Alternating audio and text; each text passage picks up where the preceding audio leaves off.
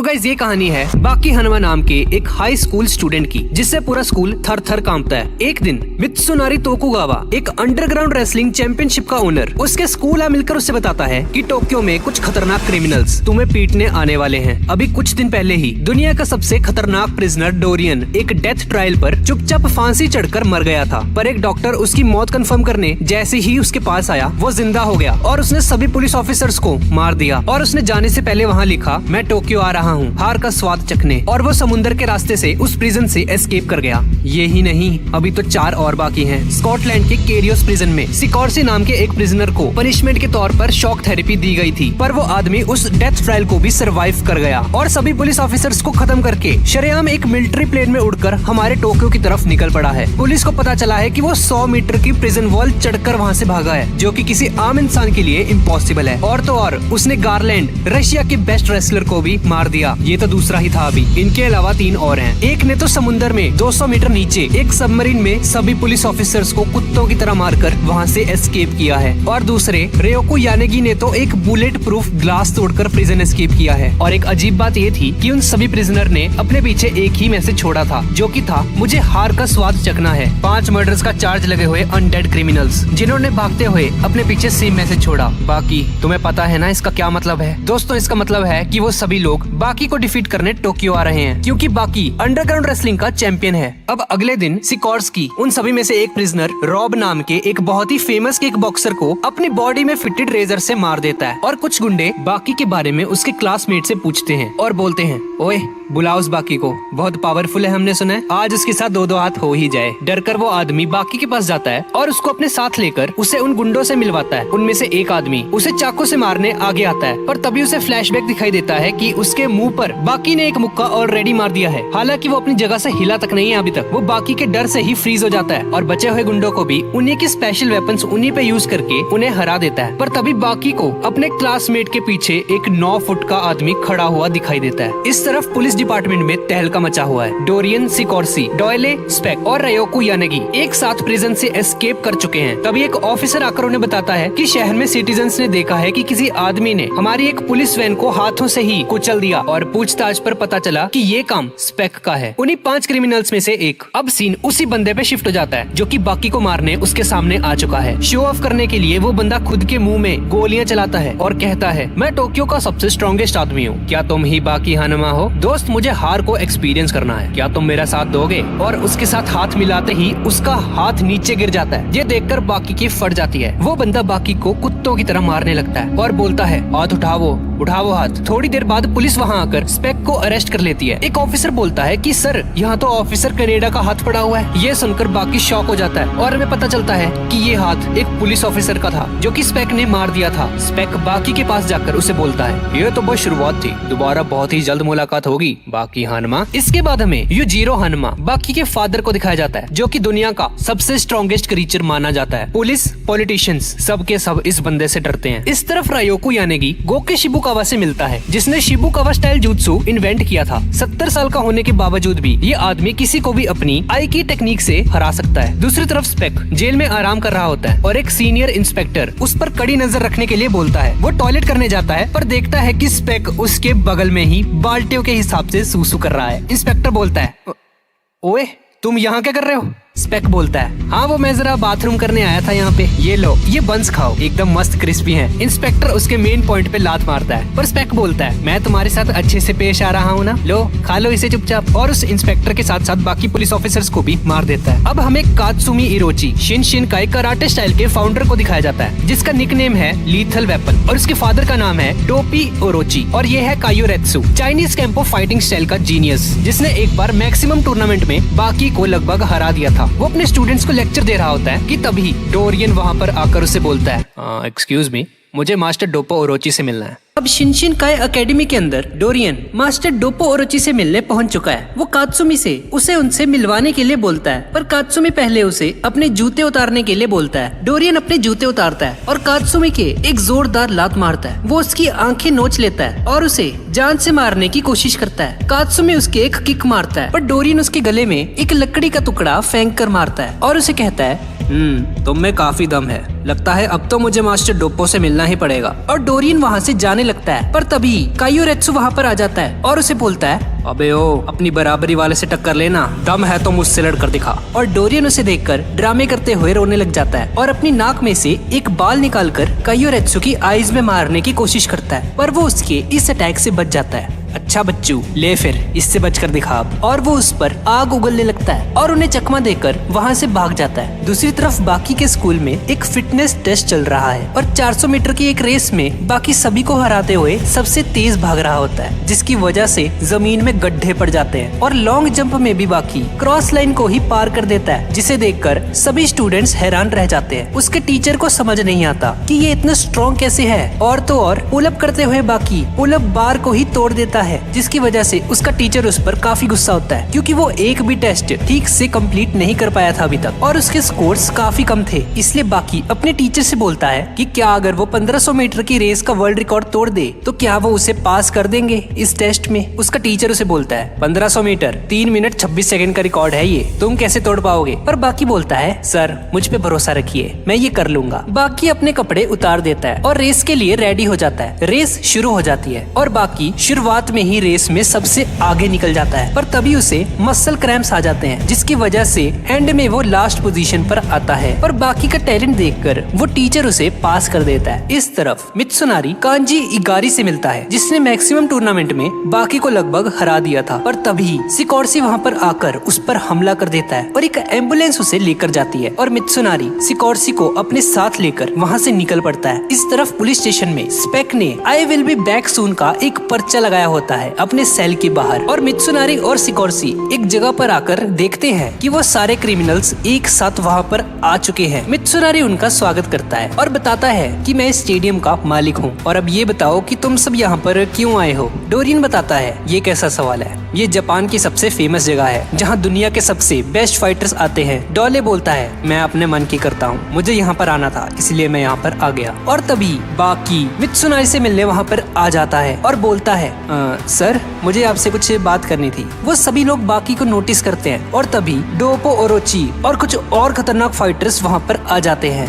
अब वो 5 क्रिमिनल्स और टोक्यो के 5 बेस्ट फाइटर्स आमने सामने आ चुके हैं और ये है डोप्पो ओरोची, शिनशिनकाई कराटे स्टाइल का असली फाउंडर, और ये है कारोई यानामा और ये यानामा गैंग का बॉस भी है। मित्सुनारी उन्हें बताता है कि ठीक इसी जगह पर कुछ साल पहले मैक्सिमम टूर्नामेंट हुआ था, जो कि हिस्ट्री का सबसे ज्यादा खतरनाक टूर्नामेंट था और उसे जीता था बाकी हानमा। इस 17 साल के लड़के ने उन क्रिमिनल्स को उसकी इस बात पर यकीन नहीं होता और मित्सुनारी उसे इस टूर्नामेंट के रूल्स के बारे में बताने ही लगता है कि तभी ये बंदा बोलता है, कोई रूल्स नहीं है इसमें, ये गेम अभी से शुरू कर दो, फर्क नहीं पड़ता कि तुम कहाँ हो, किसके साथ हो, नहा रहे हो, जीएफ के साथ हो, जहाँ मर्जी चाहो फाइट कर सकते हो। उन 10 लोगों की फाइट शुरू हो जाती है। बाकी बोलता है, चलो ठीक है फिर मैं चलता हूँ, मुझे होमवर्क भी करना है, और ये बोलकर बाकी वहाँ से चला जाता है। दूसरी तरफ वो इंस्पेक्टर देखता है कि स्पेक अपने सेल में वापस आ चुका है। दूसरी तरफ डोरियन और डोप्पो कहीं पर जा रहे होते हैं कि तभी कायोरेत्सु उससे पहले का बदला लेने उसके सामने आ जाता है और डोप्पो ओरोची उसके एक जोरदार लात मारता है। वो पहले से ही मौके की तलाश में था डोरियन को पीटने के लिए। डोरियन उस पर अपने आग वाले लाइटर से हमला करता है, पर डोप्पो ओरोची उसके इस अटैक को आसानी से रोक देता है और बोलता है, हा ये मेरा परफेक्ट डिफेंस है जो कि किसी मिसाइल से भी नहीं टूटने वाला। इस तरफ कांजी अकारी सिकोर्सी से बदला लेने उसके सामने आ चुका है और कुछ गुंडे भी लाया है अपने साथ और वो सभी लोग सिकोर्सी को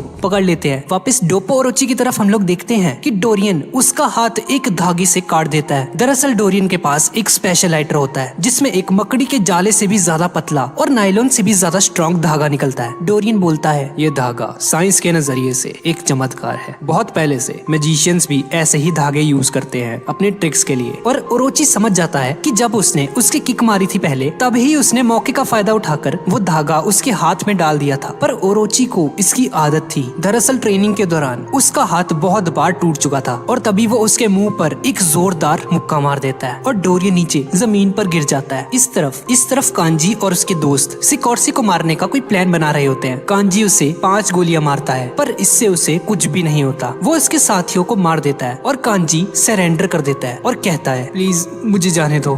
पर सिकोर्सी उसकी बात नहीं मानता और एक जिम रॉड और कुछ डंबल्स उठाकर उसके मारने लग जाता है, जिसकी वजह से कांजी की मौत हो जाती है। अब सीन बाकी की तरफ शिफ्ट हो जाता है, जो कि अपनी गर्लफ्रेंड कोजुई मात्सुमोटो के साथ घूम रहा होता है। उस लड़की को पता होता है कि बाकी एक फाइटर है। वो दोनों आपस में बात कर रहे होते हैं कि तभी कुछ गुंडे उनका रास्ता रोक लेते हैं और बाकी से कहते हैं, ओए चुपचाप अपने सारे पैसे हमें दे दो, सुना ना तुमने। पर बाकी की आंखों में देखते ही उनकी फट जाती है और वो खुद ब खुद बाकी का रास्ता छोड़ देते हैं और वो दोनों वहाँ से चले जाते हैं। दोनों एक डेट पर जाते हैं और काफी मजे करते हैं और वापस घर की तरफ जाते वक्त कोजुई बाकी का हाथ पकड़ लेती है। पर तभी हम लोग देखते हैं कि स्पेक बाकी को पीछे से देख रहा होता है। अब बाकी अपनी गर्लफ्रेंड के साथ घूमने फिरने के बाद उसे वापस उसके घर छोड़ने जा रहा होता है और तभी स्पेक वहाँ पर आ जाता है और हम देखते हैं कि कोजाई बाकी को लेकर बहुत ही ज्यादा परेशान होती है कि तुम एक रियल फाइटर हो, तुम्हारी जान हर वक्त खतरे में रहती है, तुम्हें अपना ख्याल रखना चाहिए। अगर मैं तुम्हारे साथ जिंदगी गुजारूंगी तो हमेशा मैं भी परेशान रहूंगी। कोजाई के माइंड में बहुत सी बातें घूम रही होती हैं और फिर कोजाई बाकी से कहती है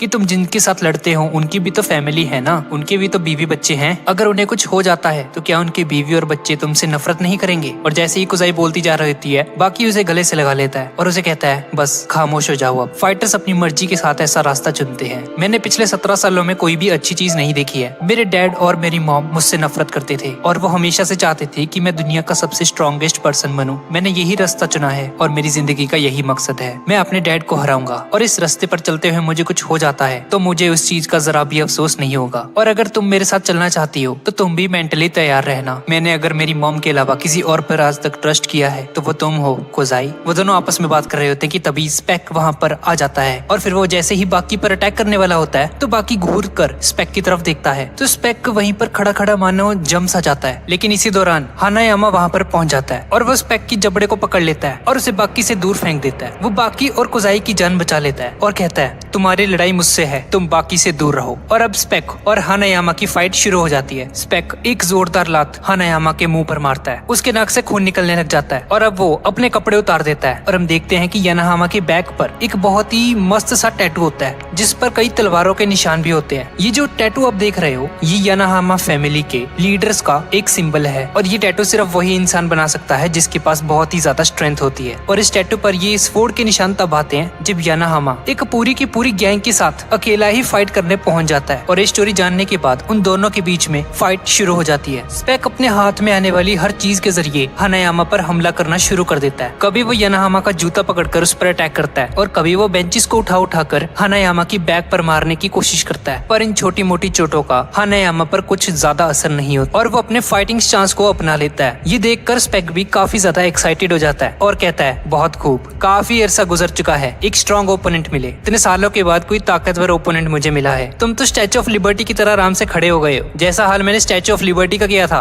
दरअसल स्पेक ने अभी थोड़ी देर पहले ही स्टैच्यू ऑफ लिबर्टी को तोड़ दिया था जिसे लोग अभी बहुत ही मुश्किल से दोबारा से वापस जोड़ने की कोशिश कर रहे हैं। बिल्कुल वैसा ही हाल अब मैं दोबारा करने वाला हूँ। और ये कहते ही स्पेक बिना सांस लिए एक के बाद एक खतरनाक अटैक करना शुरू कर देता है उस पर। वो लगातार उस पर मुक्के बरसा रहा होता है। स्पेक अपनी सांस को 5 मिनट से भी ज्यादा के लिए रोक सकता था, इसलिए वो बिना सांस लिए उस पर लगातार अटैक्स कर पाता है। पर हानायामा की स्ट्रेंथ भी कम नहीं थी, उसकी स्ट्रेंथ आम लोगों से कई ज्यादा होती है, इसलिए वो अपने दोनों हाथ आगे करके स्पेक के सारे पंचेस को ब्लॉक कर रहा होता है। और फिर जैसे ही हानायामा को रियलाइज होता है कि स्पेक के पंचेस की ताकत थोड़ी सी धीमे पड़ने लगी है, वो इस मौके का फायदा उठाकर आधे सेकंड के अंदर ही एक जोरदार पंच स्पेक के मुंह पर मारता है। ये इतना खतरनाक पंच होता है कि उसके मुंह पर पड़ते ही वो दूर जाकर गिरता है। इस तरफ पुलिस को दिखाया जाता है जो कि स्पेक की वजह से बहुत ही ज्यादा परेशान होते हैं और कहते हैं, अरे यार ये स्पेक ने तो हमारे जेल को जैसे होटल समझ लिया है, जब मर्जी आता है जब मर्जी जाता है, क्या है ये, और रात गुजारने के बाद यहाँ से चला जाता है। हमने उसे मारने की हर मुमकिन कोशिश की है पर हमारी गोलियां भी उसके सामने फेल हो चुकी हैं, पर कोई बात नहीं, अब अगली बार जब वो आएगा ना तब देखना, बहुत ही खतरनाक तरीके से मारने वाला हूँ मैं उसे। दूसरी तरफ हानायामा स्पेक के मुंह पर एक के बाद एक जोरदार गुस्से बरसा रहा होता है और वह स्पेक से पूछता है, हाँ भी आगे स्वाद,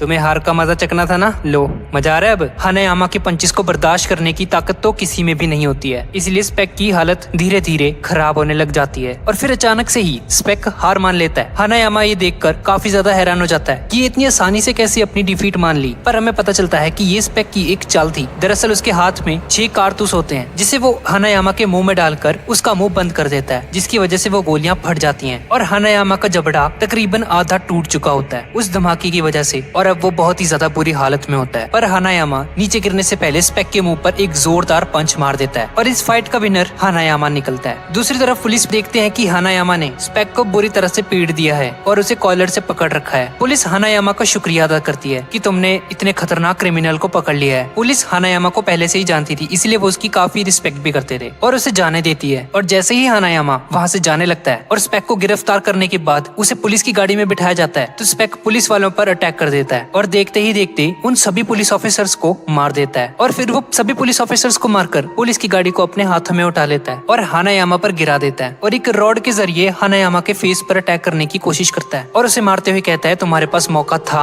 मुझे हराने का, लेकिन तुमने इस मौके को गवा दिया। अगर जैसे मैं तुम्हें मार रहा हूँ तो मुझे इसी तरह थोड़ी और देर मारते रहते तो मैं कब का मर चुका होता। और फिर वो एक गन निकालकर हानायामा की बॉडी को गोलियों से छन्नी कर देता है। स्पेक उस पर जरा भी रहम नहीं करता और हानायामा की टांगों पर फायरिंग करनी स्टार्ट कर देता है। जब हानायामा जख्मी होकर जमीन पर गिर जाता है तब स्पेक उसके मुंह पर जोरदार लाते मारता है। मुझे तो लगा था कि हानायामा का खेल अब समाप्त होने वाला है, लेकिन ये तो मेरी गलतफहमी थी यार, क्योंकि हानायामा इतनी आसानी से नहीं मरने वाला था, मजाक थोड़ी है कोई। और फिर जैसे ही स्पेक ने अपनी गन निकालकर हानायामा के मुंह में डाली तो हानायामा ने, जिसका जबड़ा पहले से टूटा हुआ था, उसके मुंह में दोनों तरफ से सुराख था और उसने उस गन की डायरेक्शन को चेंज कर दिया और जो गोली उसके सर में लगनी थी वो उसके जबड़े से बाहर निकल गई। और फिर हानायामा इस मौके का फायदा उठाकर स्पेक को जमीन पर गिरा देता है और उसके मुंह पर लगातार मुक्के बरसाने शुरू कर देता है। और हानायामा के मुक्कों के बारे में तो हम जानते ही हैं कि उसके हाथों में कितनी ज्यादा ताकत है। स्पेक अपने आंखों पर हाथ रख लेता है, जिसे देखकर हानायामा थोड़ा कंफ्यूज हो जाता है कि अब ये क्या करने वाला है। और तभी हम लोग देखते हैं कि वो एक फ्लैश ग्रेनेड उसके सामने मारता है। उस नेड की रोशनी इतनी ज्यादा होती है कि हानायामा की आंखों में पड़ते ही उसे कुछ नजर नहीं आता। दरअसल एक स्टैंडर्ड था यार, जैसा हम BGMI में खेलते हैं। अब हानायामा को कुछ भी दिखाई नहीं दे रहा होता, वो अंधा हो चुका है, पर ना दिखने के बावजूद भी एकदम सही निशाना लगाकर वो स्पेक के मुंह पर एक मुक्का मारता है। लेकिन स्पेक भी चालाक था और वो जमीन की तरफ से निकलकर उसे पीछे से पकड़ लेता है और उसकी गर्दन को दबोच लेता है और उसकी गर्दन की हड्डी को तोड़ने की कोशिश करता है। और तभी हानायामा अपनी सबसे खतरनाक टेक्निक को यूज करने की कोशिश करता है। जैसा कि मैं आपको बता चुका हूँ कि हानायामा के हाथ में बहुत ही ज्यादा पावर होती है, तो वो स्पेक की बाजू पकड़कर उस पर जबरदस्त प्रेशर बनाने की कोशिश करता है, जिसकी वजह से स्पेक के हाथों के मसल्स फटना शुरू हो जाते हैं। और जैसे ही स्पेक को इस बात का अंदाजा हो जाता है कि बहुत ही जल्द उसका बहुत ही बुरा हाल होने वाला है, तो वो अपने हाथ की एक उंगली हानायामा के कान में घुसाने की कोशिश करता है ताकि वो हानायामा के ब्रेन को डैमेज कर सके। लेकिन हानायामा इस कदर का डैमेज लेकर भी अपने पांव पर खड़ा रहता है और स्पेक की गर्दन हानायामा के हाथ में होती है। और फिर जैसे ही हानायामा अपने हाथ की मदद से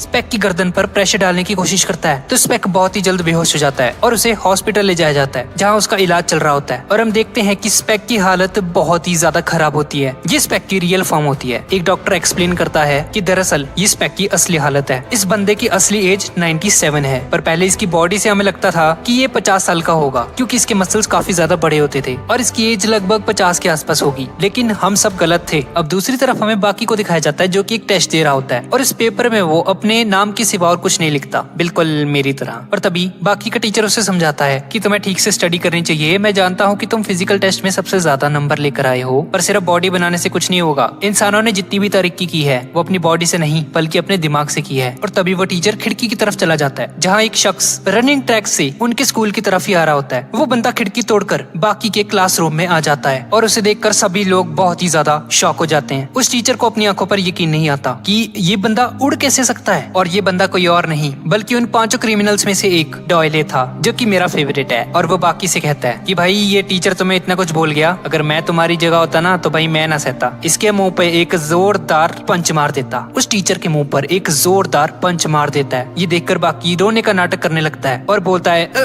मुझे तो डर लग रहा है, प्लीज मुझे छोड़ दो, मुझे कुछ मत करना, तुम तो बहुत ही ज्यादा ताकतवर हो, क्या तुम मुझे मारने आए हो। और इससे पहले कि डॉयले बाकी लोगों पर अटैक करता, बाकी एक जोरदार किक डॉयले के मुंह पर मारता है और इन दोनों के बीच फाइट शुरू हो जाती है। डॉयले एक चाकू निकाल लेता है और लड़ने के लिए तैयार हो जाता है और कहता है बहुत खूब, तुम सिर्फ 17 साल के हो लेकिन हर खतरे को भांप लेते हो, तुम जानते हो कि तुम्हारा दुश्मन कितना ताकतवर है और उसके साथ कैसे फाइट करनी है। लेकिन बाकी डॉयले की बातों पर ध्यान नहीं देता और क्लासरूम की खिड़की से जंप मारकर नीचे आ जाता है। उसके भागने का पर्पस सिर्फ यही होता है कि उसकी क्लास वालों को ये पता ना चल जाए कि वो एक अंडरग्राउंड रेसलर है, क्योंकि अगर उन लोगों को पता चल गया पूरा का पूरा स्कूल उससे डरने लगेगा। और जैसे ही बाकी नीचे पहुंचता है, बाकी एक माली के पास से गुजरता है जो कि कुछ पत्तों को काट रहा होता है या फिर कहूँ तो नाटक कर रहा होता है। और जैसे ही बाकी उसे गुड मॉर्निंग कहता है तो वो बंदा बाकी पर अपनी कुल्हाड़ी से अटैक कर देता है। दरअसल ये कोई माली नहीं, ये यानागी है, उन्हीं 5 क्रिमिनल्स में से एक और इन सभी में से सबसे ज्यादा खतरनाक है। और फिर देखते ही देखते यानागी अपने हाथ में मौजूद उन वेपन्स को घुमाना शुरू कर देता है। वो एक ननचक्कू की तरह वेपन होता है और उसके दोनों सिरों पर कांटों की तरह तेज कुल्हाड़ियां लटकी होती हैं। अगर वो वेपन बाकी की बॉडी से टकरा गया तो वो उसकी बॉडी को चीर डालेगा और फिर वो अपने वेपन को घुमाता हुआ, जो कि एक चैन के साथ बंधा होता है, उसे जमीन पर गिरे हुए एक पत्थर की तरफ टकराता है। और वो पत्थर इतनी स्पीड से बाकी की तरफ आता है कि बाकी उसे ठीक से देख तक नहीं पाता, लेकिन किसी न किसी तरीके से उसे डॉज कर लेता है। बाकी को अंदाजा हो जाता है कि उसकी जान भी खतरे में है और यानागी एक के बाद एक अटैक करना उस पर शुरू कर देता है और बाकी को उसके अटैक्स को डॉज करने में काफी ज्यादा मुश्किल आती है। और यानागी बाकी की तारीफ करते हुए उसे कहता है, तुम्हारी आंखें काफी तेज हैं। हालांकि मैंने अपने हथियार को एक रस्सी की चेन के साथ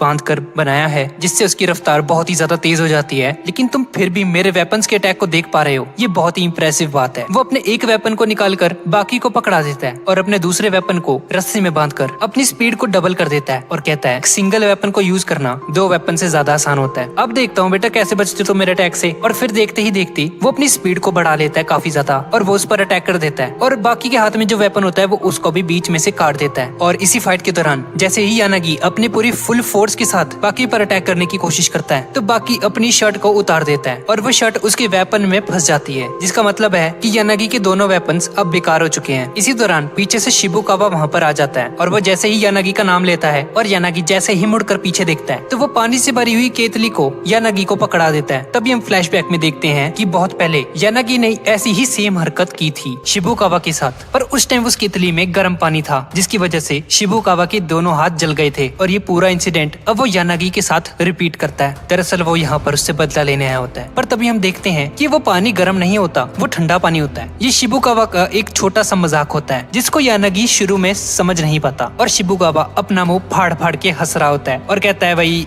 मजा आ गया भाई आज तो। लेकिन शिबुकावा अपनी अटैक को यूज करते हुए यानागी के वेट और उसकी फोर्स को उसी के खिलाफ यूज कर देता है और उसे जमीन पर पटक देता है। ये देखकर बाकी का मुंह खुला का खुला रह जाता है, पर यानागी भी इतनी आसानी से हार नहीं मानने वाला होता और शिबुकावा काफी जख्मी हो जाता है। अब यानागी के हाथ में हम एक ऐसा वेपन देखते हैं जो कि किसी शेर के पंजे जैसा होता है और फिर शिबुकावा बाकी से कहता है, लगता है हम दोनों को मिलकर इससे फाइट करनी होगी, क्योंकि जब ये टूर्नामेंट स्टार्ट हुआ था तो हमने डिसाइड किया था कि इसका कोई रूल नहीं है। ये कहते ही शिबुकावा, जिसके हाथ से खून बह रहा होता है, यानागी के मुंह पर खून के छींटे फेंक देता है जो कि सीधा जाकर उसकी आंखों में गिरते हैं और वो थोड़ी देर के लिए अंधा हो जाता है। शिबुकावा इस मौके का फायदा उठाता है और अटैक कर देता है और वो बाकी को भी कहता है, ओए तुम भी मेरी मदद करो। वो दोनों मिलकर उससे फाइट करते हैं। यानागी धीरे धीरे कमजोर पड़ रहा होता है पर वो जरा भी नहीं घबराता। बाकी यानागी के पेट पर एक जोरदार किक मारता है, अपनी हिप्नोटाइज करने वाली एबिलिटी का यूज करता है और बाकी का नाम पुकारता है और उससे पूछता है, बाकी दुनिया की सबसे खतरनाक गैस कौन सी है? मेरी बातों पर ध्यान दो बाकी। बाकी धीरे धीरे उसकी बातों में गुम होने लगता है। उसे कुछ भी समझ नहीं आ रहा होता कि ये क्या हो रहा है उसके साथ। वो उसके माइंड को हिप्नोटाइज कर रहा होता है और चलते चलते यानागी बाकी के बहुत ज्यादा करीब पहुंच जाता है। शिबुकावा उसे बोलता है, ओए स्नैप आउट ऑफ इट, क्या कर रहे हो ये? वो तुम्हें मार देगा,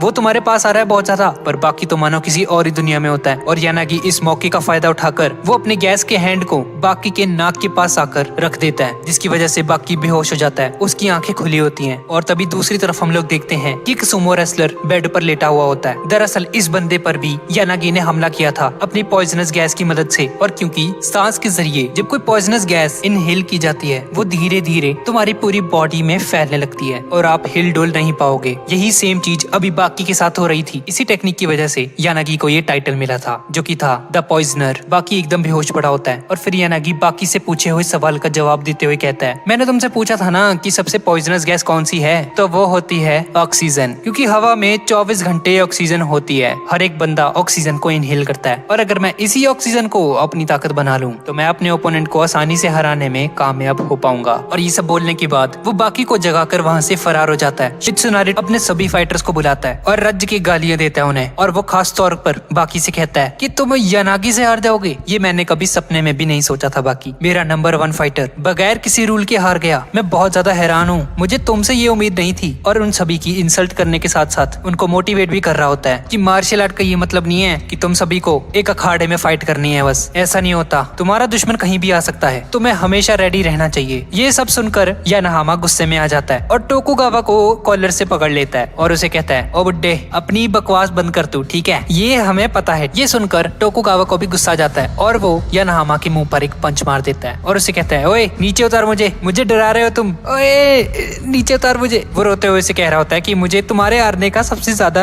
अफसोस है, क्योंकि मैं सपने में भी नहीं सोच सकता था कि तुम यानाहामा उन फुद्दुओं से हार जाओगे, और खास तौर पर बाकी तुम तुम पर बहुत ज्यादा यकीन था मुझे, पर तुमने मेरी नाक कटा दी। बाकी ये सारी बातें सुन रहा होता है और उसे काफी गिल्टी महसूस होता है। बाकी वहाँ से जाने लगता है और फिर वो जैसे ही कमरे का दरवाजा खुलता है तो वो अपने सामने डोरियन को पाता है, जिसके हाथ में गैसोलीन होती है और हाथ में एक लाइटर। उसका प्लान होता है कि वो उन सभी फाइटर्स को एक ही जगह पर जला देगा। इस पहले कि वो गैसोलीन फेंक कर आग लगाता, तभी काटसुमी वहाँ पर पहुंच जाता है और उसके हाथ से वो लाइटर ले लेता है और डोरियन को नीचे गिराने के बाद वो सारा का सारा गैसोलीन डोरियन पर गिर जाता है। ये देखकर डोरियन थर थर कांप रहा होता है क्योंकि काटसुमी उसके ऊपर लाइटर लेकर बैठा होता है और एक चिंगारी पड़ते ही वो मर जाएगा। इसी वक्त डोरियन सोचता है कि ये काफी बदल चुका है पहले से। काटसुमी उसका मजाक उड़ाते हुए से कहता है, अरे डरो मत, मैं आग नहीं लगाऊंगा, वरना तुम में और मुझ में कोई फर्क थोड़ी रह जाएगा। मैं एक स्पोर्ट्समैन हूँ और मेरी स्पिरिट अभी जिंदा है। और तभी ये सब बोलते ही काटसुमी वो लाइटर डोरियन के ऊपर फेंक देता है और डोरियन की बॉडी पर आग लग जाती है और कहता है, मैं तो मजाक कर रहा था, ये सब कुछ मैंने तुमसे ही सीखा है डोरियन। एक नंबर के लीचड़ हो तुम, तुम्हारे साथ कोई फेयर फाइट नहीं करने वाला मैं। डोपोरोची कहता है, शाबाश मेरे बेटे, बहुत ही बढ़िया काम किया तुमने। वैसे भी मार्शल आर्ट्स का मतलब जीतना ही होता है, चाहे उसके लिए हमें कुछ भी करना पड़े। और तभी डोरियन वापस से खड़ा हो जाता है। उसकी बॉडी अभी थोड़ी देर पहले जल रही होती है और वो जैसे ही होश में आता है उसके मुंह से बहुत बड़ी भाप निकल रही होती है। ऐसा लग रहा था कि उसने अपनी बॉडी पर लगी हुई सारी आग को एब्जॉर्ब कर लिया है और एक भाप के जरिए उसे धुएं में उड़ा दिया हो। डोरियन काफी ज्यादा एक्साइटेड हो जाता है और बोलता है, अभी अगला कौन है? और फिर डोपोरोची आगे बढ़कर कहता है, ऑफ कोर्स मैं लड़ूंगा तुमसे, अपने कटे हुए हाथ का बदला भी तो लेना है मुझे तुमसे। तभी कात्सुमी कहता है, अभी नहीं डैड, आपको भी मौका मिलेगा, पर उससे पहले मेरे टीचर इससे फाइट करना चाहते हैं, जिसका नाम काताओ कियोसुमी होता है। और फिर देखते ही देखते वो डोरियन पर अटैक कर देता है। वो एक के बाद एक खतरनाक अटैक करता जाता है उस पर और वो डोरियन से कहता है, ओए तुम्हारी हिम्मत भी कैसे हुई एक लेजेंडरी मार्शल आर्ट के हाथ को काटने की? क्या तुम्हें शर्म नहीं आई? मेरी बात सुन भी रहे हो तुम?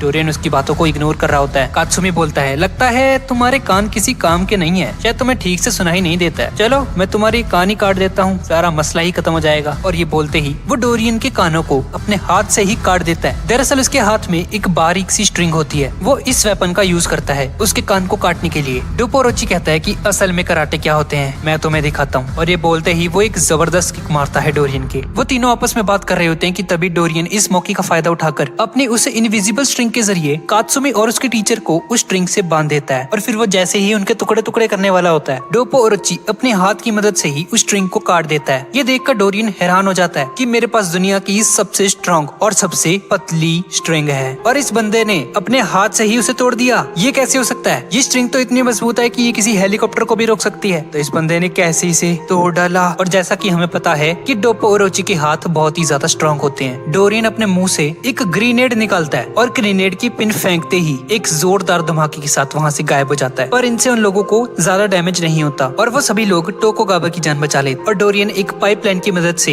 नीचे गटर में पहुंच जाता है अपनी जान बचाते हुए, जहाँ उसने सोने के लिए अपना एक बेड भी लगाया होता है और फाइटिंग प्रैक्टिस करने के लिए बहुत अच्छी जगह भी होती है, जिसका मतलब है कि वो अंडरग्राउंड रहना पसंद करता है। और जैसे ही वो हेडफोन लगाकर सुकून से गाने सुन रहा होता है तो कात्सुमी उसका पीछा करते हुए वहाँ पर पहुंच जाता है और डोरियन से कहता है, तुम मुझसे बचकर नहीं भाग सकते बच्चू। डोरियन उसे देखकर कहता है, तुम वो इंसान नहीं हो जो मुझे हरा सकता है और हार का मजा चखा सकते हो। कात्सुमी से पूछता है कि तुमने इस जगह को क्यों चुना? डोरियन उसे बताता है कि बचपन में जब उसके परिवार पर फौज ने अटैक किया था तो वो लोग अंडरग्राउंड हो जाया करते थे और एक टनल बनाकर अपनी जान बचा लिया करते थे। वो इस जगह को बचपन से जानता है और अपनी जान बचाने के लिए अक्सर इस टनल में आ जाया करता था। कात्सुमी कहता है कि मुझे तुम्हारी ये सैड स्टोरी सुनकर काफी ज्यादा दुख हुआ। और ये कहते हुए वो एक जोरदार किक डोरियन के मारने की कोशिश करता है, पर डोरियन उसकी इस किक को डॉज कर लेता है और अचानक से उसकी लेफ्ट साइड पर आ जाता है और एक जोरदार मुक्का उसके मुंह पर मारता है और कहता है, मैंने तुम्हें कहा था ना, तुम वो नहीं हो जो मुझे हरा सकता है। और फिर जैसे ही डोरियन उसे पंच मारकर जमीन पर गिरा देता है तो वो शराब जो वो थोड़ी देर पहले पी रहा होता है उसकी बोतल को तोड़ता है और अपनी हाथों में ग्रीस लगाने के बाद उस बोतल के टुकड़ों को उस ग्रीस पर चिपका देता है और अब उसका हाथ एक वेपन में ट्रांसफॉर्म हो चुका है। और फिर जैसे ही इन दोनों के बीच में फाइट स्टार्ट होती है तो कात्सुमी अपने पीछे पड़े हुए ड्रम को उठाकर डोरियन के मुंह पर फेंकता है, पर इस बार डोरियन काफी खतरनाक तरीके से फाइट कर रहा होता है और उसके ड्रम अटैक को आसानी से रोक लेता है। और कात्सुमी को रियलाइज हो जाता है कि डोरियन को हराना बहुत ही ज्यादा मुश्किल होने वाला है। अब यहाँ पर जिंदगी और मौत की फाइट होने वाली है। वो डोरियन पर अटैक करने की कोशिश करता है, पर उसके हाथ में वो बोतल के टुकड़े होते हैं जिसकी मदद से वो कात्सुमी के पाँव को काट देता है। कात्सुमी समझ जाता है कि डोरियन के टैग अब ऐसे हो गए हैं जैसे किसी ने